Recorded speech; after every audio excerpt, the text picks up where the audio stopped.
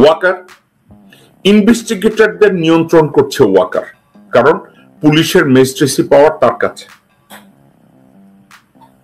আর্মিকে magistracy পাওয়ার দেওয়া হয়েছে, ওয়াকার ওটা নিয়ন্ত্রণ করে। তদন্তের ক্ষেত্রে, ইনভেস্টিগেশনের ক্ষেত্রে, ইন্টেলিজেন্স ক্ষেত্রে ওয়াকার নিয়ন্ত্রণ করে। জুডিশিয়ারি ওয়াকার নিয়ন্ত্রণ করে। কেমনে নিয়ন্ত্রণ করে? জুডিশিয়ারি কেমনে ওয়াকার নিয়ন্ত্রণ করে আমার কাছে জানতে চান? চুপ্পু বঙ্গভবনে বসা। আপনারা বলবেন ডক্টর ইউনূস এইটা করে না, ডক্টর ইউনূস এইটা করে না, কিন্তু আপনাদের কাউকে তো, আমি তো রাস্তায় দেখি না আপনাদেরকে নামতে, আমি আপনাদেরকে তো কোনো জায়গায় এভাবে কথাও বলতে দেখি না। ওয়াকার যখন সে পেশাব করে, ফোটা ফোটা পেশাব করে, ওই পেশাব খায় মাসুদ কামাল, ওই পেশাব খায় মনির হায়দার, ওই পেশাব খায় অনলাইন অ্যাক্টিভিস্টদের কেউ কেউ, এবং তারপরে তারা একটা ন্যারেটিভ তৈরি করে যেটা বাংলাদেশের বিপক্ষে যায় এবং ভারতের পক্ষে যায়। আপনারা যদি একবার চিন্তা করে দেখেন, আপনাদেরকে আমি জিজ্ঞাসা করি, আমি যে গুপ্তচর বৃত্তি আইন এটা যে নিয়ে কথা বলছি, আপনারা শুনেছেন কেউ এটা নিয়ে কথা বলছে? বলবে না। অথচ ভারতের বিরুদ্ধে কথা বলতে বলতে তারা তাদের পাছার কাপড় ভিজায় ফেলায় অনলাইন অ্যাক্টিভিস্টদের কেউ কেউ, কিন্তু গুপ্তচর বৃত্তি আইন নিয়ে তারা কথা বলে না। উপর থেকে বলে আমরা ভারত বিরোধী, কিন্তু তলে তলে তারা ভারতের পক্ষে কাজ করছে। যেই মুহূর্তে সুস্থ রাজনীতির আদলে ভারতকে গ্লোরিফাই করা হয়, ভদ্র কথাবার্তার আলোকে ভারতের স্বার্থ রক্ষা করা হয়, আমি ওই সুস্থ রাজনীতি চাই না, আমি ওই ভদ্র সংলাপ চাই না। যেই সংলাপের মাধ্যমে ভারতের স্বার্থ রক্ষা করা হয়, যেই সুস্থ রাজনীতির দ্বারা ভারতের স্বার্থকে উদ্ধার করা হয়, আপনি কি বলবেন? আপনি তাদেরকে বলবেন জেকব সাহেব আপনি ভদ্রভাবে কথা বলেন, কিন্তু আমি যদি ভদ্রভাবে এসব কথাগুলো বলি, এগুলো ন্যারেটিভটা ভারতের পক্ষে যাবে। আপনারা তাই চান? আমার দ্বারা তো সম্ভব না। আপনারা একটার পর একটা বলবেন ইউনূস বিচার করতে পারে না, আমাকে কে যেন বলছে ইউনূস বিচার করতে পারে না, ইউনূস ব্যর্থ হয়েছে বাংলাদেশ শাসন করতে, ইউনূস এই বিচার করতে পারে না, ইউনূস ওই বিচার করতে পারে না। আমি এটার জবাব একটা কথা বলছি, রোহিঙ্গাদেরকে ফেরত না দেওয়ার জন্য যে ষড়যন্ত্র ওয়াকার করেছে, সেই ষড়যন্ত্রে এই করিডোরকে, এই হিউম্যানিটেরিয়ান চ্যানেলটাকে করিডোর বানানো হয়েছে। করিডোরের ষড়যন্ত্রে আপনারা সবাই বুঝে ফেলেছেন, ইউনূস করিডোর দিয়েছে, জাতীয় স্বার্থে এটা দেওয়া যাবে না, সার্বভৌমত্ব রক্ষার্থে এটা দেওয়া যাবে না। ওয়াকার বলে লালমনিরহাটে কাজ করতে দেওয়া হবে না, এখন পাটগ্রামে আজকের অ্যাটাক করে, হাতীবান্ধায় কালকের অ্যাটাক করে, পরশুদিন লালমনিরহাট এয়ারপোর্টের পাশে আগুন জ্বালাবে, বিএনপির লোকজনরা ওখানে আগুন মিছিল করবে, মশাল মিছিল করবে, ওয়াকার এটাকে সমর্থন দিবে।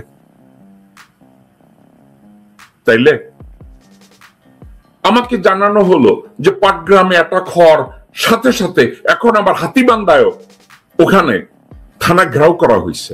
কারা করছে? ওয়াকারের ষড়যন্ত্র। কারা করছে? রয়ের ষড়যন্ত্র। আসল প্রেক্ষাপটটা কোনটা? লালমনিরহাট এয়ারপোর্টের কাজ হতে দেয়া যাবে না। বাংলাদেশের প্রত্যেকটা জায়গায় আইন শৃঙ্খলা পরিস্থিতির অবনতি করা হচ্ছে। কারা করছে? ওয়াকারের সাথে একত্রে ষড়যন্ত্র করে করছে, মির্জা ফাক করছে, গোরখোদক আব্বাস করছে। আপনারা অবাক হয়ে যাবেন, আপনারা অবাক হয়ে যাবেন। বিএনপির চেয়ারপারসনের এক উপদেষ্টা আছে মোহাম্মদ সালাম, হাসিনা তারে পাছায় আদর কইরা জাতীয় পার্টি থেকে বিএনপিতে গেছে জামাই আদরে। হাসিনা যতবার ধমক দিছে ততবার আমেরিকা চলে আসছে। সে এখন রাজশাহীতে গিয়া কইছে সীমান্তে প্রত্যেকদিন খুন হয়, কিন্তু এই অন্তর্বর্তীকালীন সরকারের প্রতিবাদও করতে পারে না। এই জন্য প্রতিবাদ করার জন্য বিএনপিকে দরকার। তুই আজকের বলিস বিএনপির এই জন্য নির্বাচিত করতে হবে, প্রতিবাদ করার জন্য, সীমান্ত হত্যার প্রতিবাদের জন্য। বলদের বাচ্চা বলদ। একটা জিনিস আমি বুঝি না, সেটা কি জানেন? আমার আজকের মুড অফ। আমি চাচ্ছিলাম এই টকশোটাকে আজকের আমি ক্যান্সেল করি। কেন ক্যান্সেল করতে চাই? আমি কন্টিনিউয়াসলি আপনাদেরকে টু দা পয়েন্টে বলেছি, রোহিঙ্গাদেরকে যাতে ফেরত দেওয়া না হয় এই জন্য করিডোর ইস্যুটাকে তারা তৈরি করেছে। কে তৈরি করেছে? করিডোর ইস্যুটা তৈরি করে রোহিঙ্গা প্রত্যাবর্তনটাকে স্লো করে দিয়েছে। ওখানে হিউম্যানিটেরিয়ান চ্যানেল করতে দেওয়া যাবে না, বাংলাদেশের সার্বভৌমত্ব ধ্বংস হবে, খরিদ্দার ওয়াকার বলেছে। তো রোহিঙ্গাদেরকে স্টল করা হলো, রোহিঙ্গা প্রত্যাবর্তনকে স্টল করা হলো। আর এখন লালমনিরহাটে বিমানবন্দর রিওপেনের জন্য, যেখানে ভারত চায়নার একটা প্রজেক্ট বাংলাদেশের জাতীয় ক্ষেত্রে একটা ভূমিকা রাখবে, সেখানেও ওই প্রজেক্টটাকে বন্ধ করার জন্য আজকে পাটগ্রামে হামলা হয়, পাটগ্রাম থানায় হামলা হয়, কালকে হাতীবান্ধা থানায় হামলা হয়, এরপরের দিন লালমনিরহাটে দেখবেন আপনারা আগুন দাউ দাউ করে জ্বলছে এবং পাশে দাঁড়িয়ে হাততালি দেবে ওয়াকার। দর্শকবৃন্দ, আজকে আমি আপনাদেরকে ডিপ্রেস করতে চাই না, কিন্তু কয়েকটা বিষয় নিয়ে আমাদেরকে কথা বলতে হবে।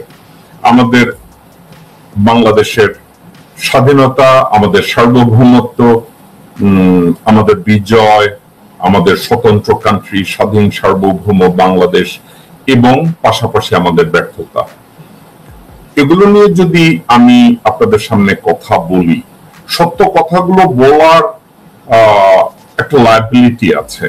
আমি যখন আপনাদের সামনে সত্য কথাগুলো বলি, আমি এই চিন্তা করেই বলি যে আমার এই কথাগুলোকে অনেকে গ্রহণ করবে অথবা করবে না, এবং আমার এই কথাগুলো নিয়ে মানুষ সমালোচনা করবে, কেউ আমার কথা পছন্দ করবে, কেউ গালি দিবে, সো এন্ড সো ফোর্থ।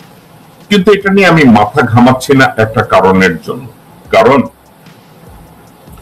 সত্যকে সঠিকভাবে রিপ্রেজেন্ট করা এবং সত্যকে বলা এবং সত্যকে মানুষকে বুঝানো আমার ইমানের অংশ। আমি যদি এখানে ব্যর্থ হই, শেষ বিচারের দিন আমি আল্লাহর সামনে দাঁড়িয়ে বলতে পারবো না যে আমি যথাসাধ্য চেষ্টা করেছি সত্যের পক্ষে দাঁড়ানোর। দর্শকবৃন্দ, আজকের যেই কয়েকটা বিষয় আমি কথা বলি, আমি গত 3-4 দিন আগে আমাকে বলেছে যে বাংলাদেশের সরকার না, সাবজেক্টটা এটা বলা হয়েছে